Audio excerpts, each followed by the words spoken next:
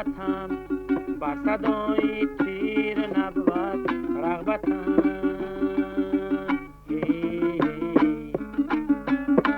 نغمه تاریخ شیلبان زنده باد زنده باد نغمه تاریخ شیلبان زنده باد زنده باد مادری گهوار جنبان زنده باد زنده باد مادری گهوار جنبان زنده باد زنده باد شدی تیفلانی خندان زنده باد زنده باد شدی تیفلانی خندان زنده باد زنده باد زنده باد زنده باد زنده باد زنده باد.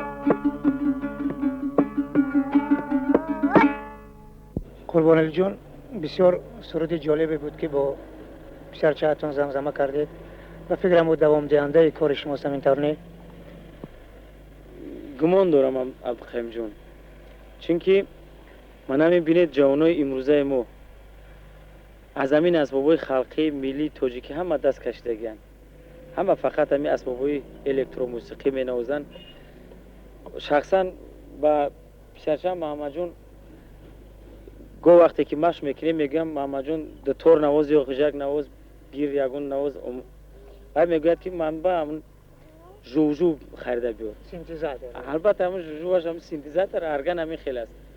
برای همین من نمیدونم اکنون آینده تقدیر صنعت ملی تاجیک ما چی میشود با گمان دارم.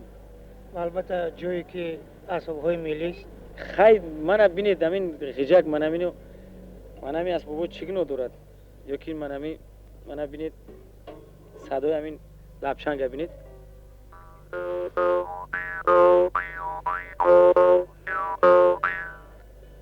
من عبدالقیم جان همینو رو فقط مو صداش یگون نمایش‌های بوستان تماشا میکنن، دیگر همینو گم میشود میرود، فقط در همین اوزمونو دیده میشود.